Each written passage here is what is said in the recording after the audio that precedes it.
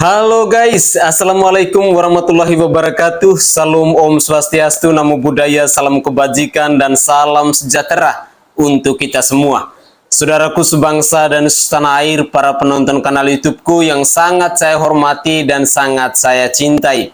Salam jumpa dan selamat bertemu kembali bersama saya Sainai, tentunya di channel YouTube Orang Timur TV.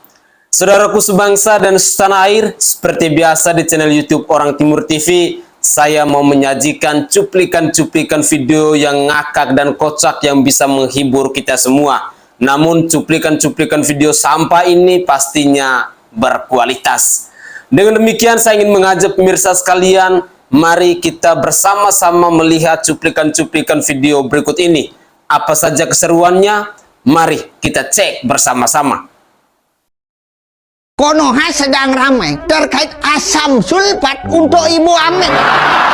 Blimbing sayur langsung dirujak sama netizen. Tapi menurut kita harus menanggapi sesuatu dengan positif. Siapa tahu pernyataan beliau terkait asam sulfat sebenarnya hanya sebuah prank. Karena kita tahu gaya komunikasi publik beliau sering beda antara omongan sama kenyataan. Contoh dulu, pas ditanya soal dicalonkan sebagai cawapres, beliau selalu bilang tidak tahu. Padahal kenyataannya beliau tahu. Bahkan sekarang sudah resmi jadi cawapres. Jadi jangan langsung bilang beliau kurang pengetahuan. Kemungkinan sebenarnya beliau tahu soal asam sulfat ini sebenarnya asam bola. Cuman beliau emang lagi ngeprank aja. Makanya Kak ingetin buat ibu yang mengidolakan beliau. Paham ibu, ngepen habis. Apapun omongan beliau pasti ibu ikutin. Tapi khusus untuk asam sulfat ini tolong jangan diikutin bu. Bahaya. Dari sini kita belajar betapa berpengaruhnya perkataan dan perbuatan dari seorang pemimpin. Makanya kita harus berhati-hati saat memilih pemimpin. Kalau nggak berhati-hati berarti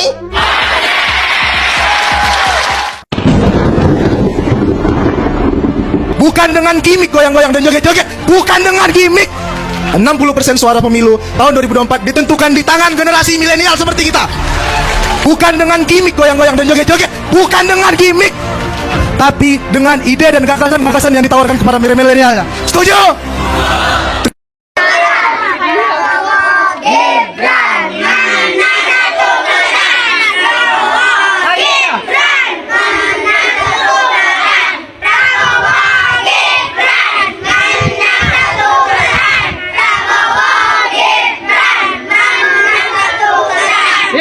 Gibran minta maaf sebut ibu hamil perlu asam sulfat.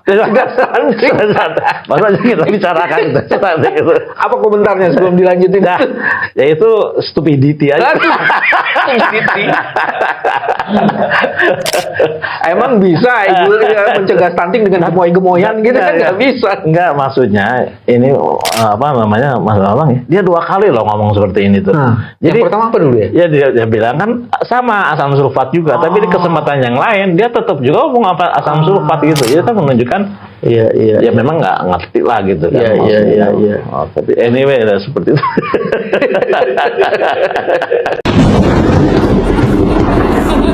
Gibran siap berdebat. Teman-teman dari paslon 3, teman-teman dari paslon 2, Bang Jazilul, Bang Cik, ngapain mengkhawatirkan calon kami? Kami siap berdebat. Hari-hari kami akan menghadapi debat. Itu. Belum selesai, Bang. Gak ada itu. Hentikan framing-framing yang mengatakan bahwa Gibran takut debat. Gibran siap berdebat. Saya bayangin minggu-minggu pertama seandainya Gibran jadi wakil presiden, Pak Prabowo presiden, lalu Pak Prabowo bilang saya dalam 1 bulan ini harus menyelesaikan banyak hal ke luar negeri, utang lah, investasi, ikuti semua undangan internasional. Kan Pak Prabowo pasti akan memondar-mandir luar negeri untuk mempromosikan Indonesia kembali. Tetapi Pak Prabowo ragu kalau dia tinggalin Gibran sebagai wakil presiden, itu bagaimana caranya tuh? Jadi nanti ada kekacauan atau kekakuan dalam kabinet nanti itu. gitu. Gibran pasti, kalau Gibran yang memimpin kabinet, bayangin Prabowo nggak ada, Gibran memimpin kabinet. Terus Golkar angkat tangan bertanya, lalu Demokrat tambahin, lalu terjadi cekcok di dalam kabinet. Kan itu kacaunya begitu kan. Apalagi kalau dipanggil DPR misalnya, kan DPR pasti PDIP masih akan dominan di DPR tuh. Lalu DPR karena presiden nggak ada, DPR bertemu dengan Gibran sebagai wakil presiden. Kita bayangkan narasinya seperti apa gitu. Kalimat-kalimat yang menyangkut kebijakan seperti apa, dan pers mau tanya apa misalnya.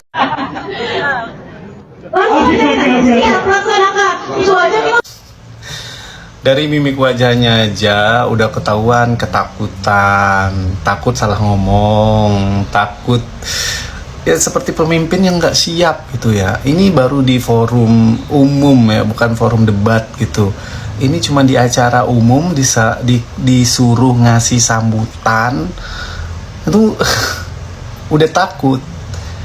Gimana mau ngasih kuliah umum nanti gitu loh.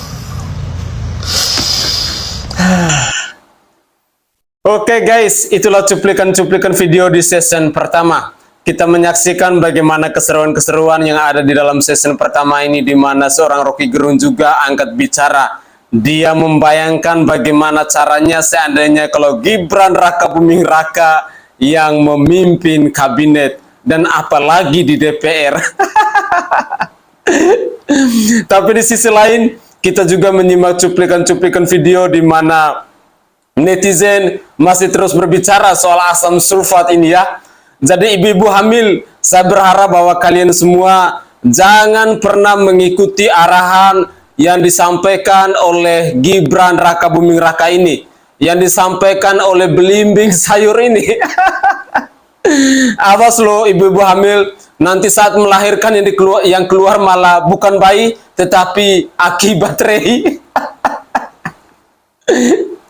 Tapi ya begitulah, dari gaya komunikasi yang dimiliki oleh Gibran Raka Buming Raka ini, kita rakyat Indonesia, kita netizen yang menyimak cuplikan-cuplikan video seperti ini, akhirnya kita mengetahui bagaimana kemampuan dimiliki oleh seorang Gibran Raka Buming Raka. Katanya kuliahnya di Singapura, kuliah atau pergi dagang cilok ya. Ya begitulah kualitas politisi karbitan, maju karena ada pamannya di MK, lalu ada bapaknya yang adalah Presiden Republik Indonesia. Hebat kan jadi anak presiden, tapi isi otaknya ini kosong. Oke, mari kita lanjutkan lagi. Saya Inayah MD. MD itu apa, Pak? Muhammadiyah. Madura, Pak. Madura. Dari Madura. Madura. Ya. Ini orang abnormal. Apa? Saya memperkenalkan diri. Oh ya, silakan dikenalkan. Silakan. Nama saya Inayah MD, saya menjadi wakilnya karena sekarang saatnya wakil itu harus muda. Ya. Yang muda yang berbahaya. Berbahaya karena punya bajingan pusat. Wok. Ini di luar naskah. Ini di luar naskah. Tanggung jawab pribadi sebagai pemain. Sudah berapa kali Pak di luar naskah Pak? 7 kali ini. Oh ya, kalau 8 Pak, habis itu Bapak dapat umroh biar bisa langsung syahadat di sana. Sebentar. Ya, monggo Bapak, Bapak-bapak sekalian, karena saya hanya mencalonkan menjadi wakil, saya rasa saya nggak perlu ikut debat. Kenapa nggak ikut debat? Nggak usah. Untuk apa? Gibran, kalau kau takut untuk ikut debat cawapres yang ada Pak Mahfud MD dan Caimin, nah ini Nyai kasih saran sama kau nih ya. Kau makan siang yang kenyang-kenyang dulu, kau banyak minum susu, habis itu kau berdebat sama Nyai, ya. Nyai ini kan bodoh, ya kan? Nah, kau berdebat aja sama Nyai. Yang penting kau tunjukkan sama orang kalau kau nggak takut berdebat. Jadi kau berdebatlah sama Nyai orang bodoh ini. Cuma kau harus kuat-kuat mental kalau ketemu Nyai, karena Nyai ini nggak bisa ngomong pelan. Nyai ini ada darah Sumatera. Cara bicara aku kayak gini, apa adanya. Kau jangan takut, ya. Yang penting kau berdebat dulu. Kau nggak tunjukkanlah sama orang-orang kalau kau nggak takut untuk berdebat, ya. Makanya Nyai sarankan kau kenyang-kenyanglah makan siang dan banyak minum susu. Habis itu kau berdebat sama Nyai yang bodoh ini. Tadi Mika Nuri tiba-tiba mati. Enggak, ini Pak, ini mirip tetangga saya di kampung. Dulu jualan pisang. Sekarang jualan janji. Lebih menjanjikan jualan janji kali ya daripada pisangnya. Siapa itu tetangganya? Ada itu siapa ya anaknya Pak? Itu Pak Joko. Joko Tingkir. Ada di kampung saya ada. Kan ada juga. Di kampung ada. Kamu bawa apa itu? Ini siapa? Anak presiden. Anak presiden. Apaan anak presiden? Iya, nggak kenal kamu. Oh, AHY.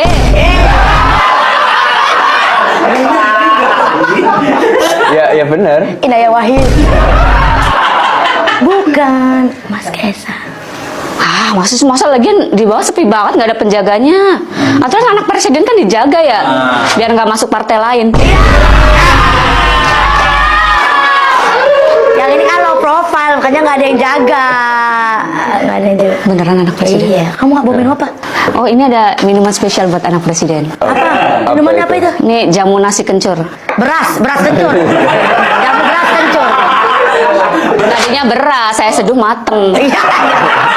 Jangan diseduh.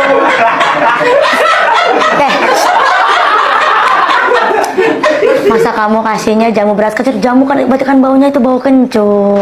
Ini meskipun masih bau kencur tapi bisa jadi cawapres.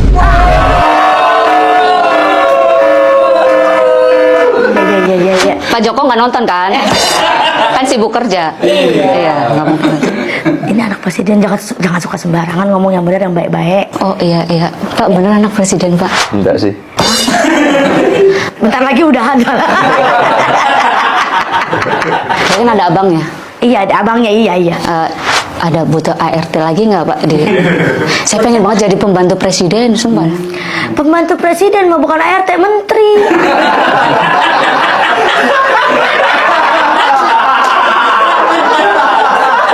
Emang iya, tapi beda pekerjaan. Kau bisa apa? Ya, padahal saya pengen banget ke istana. Ngapain? Berteman dengan rusa. Tapi saya bukan ART sembarangan loh. Beda saya sama ART yang lain. Apa bedanya? Saya kalau masak nggak enak. Ya emang beda sih, emang beda.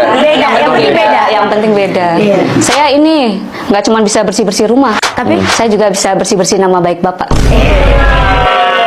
Atau jadi menteri nih, udah jadi bantu presiden nih. Berarti ini ya Mas Kaisang yang itu gantiin Bang Giring jadi ketum ya? Iya, ini viral banget. Kok bisa sih? Enggak, maksudnya kan suaranya lebih bagus Giring kan? Suara nyanyi, iya. Kalau suara nyanyi, iya bagusan Giring. Kalau dukungan rakyat kan dia.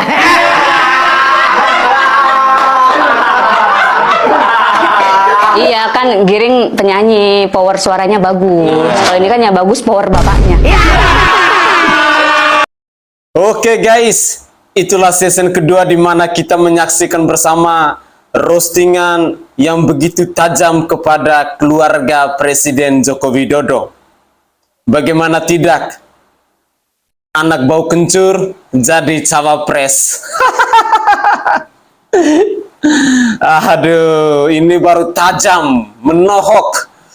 Semoga saja keluarga Presiden Joko Widodo bisa menyimak cuplikan-cuplikan video yang seperti ini, roastingan-roastingan seperti ini, dan kita menyaksikan bersama-sama bagaimana raut muka dari seorang Kaisang Pengarep. Tampaknya dia duduk tidak jelas.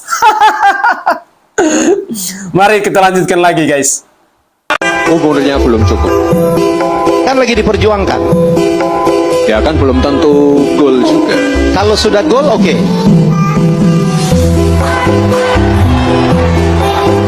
Kemarin paman datang, pamanku dari. Kemarin paman datang. Pamanku dari MK. Dibawakannya aku jabatan.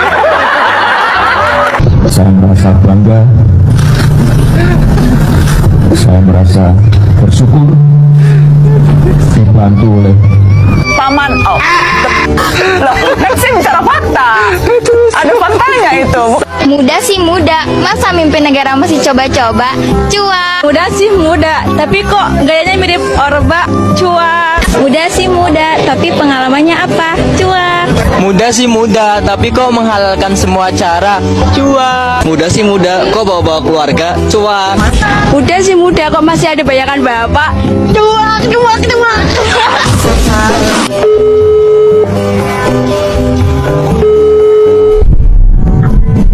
Halo Pak Jokowi. Iya. Domi nih Pak. Iya. Ini situasi politik sudah sangat panas Pak. Buzzer Bapak nyerang saya semua Pak. Ini Bapak jujur aja, nggak usah pakai drama-drama lagi Pak. Bapak dukung siapa? Capres yang rambutnya hitam, apa capres yang rambutnya putih? Putih. Putih kan Pak? Putih bener. Iya. Yang rambut putih Pak, capresnya Pak. Iya. Putih Pak ya? Putih.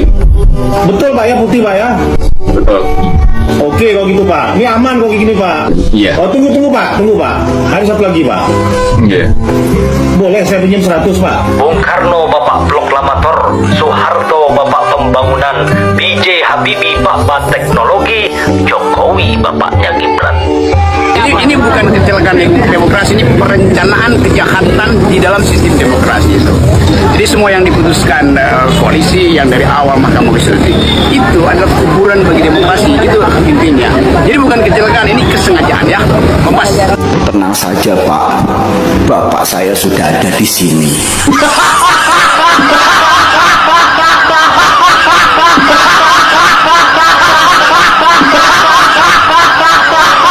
Kebanyakan drama nih.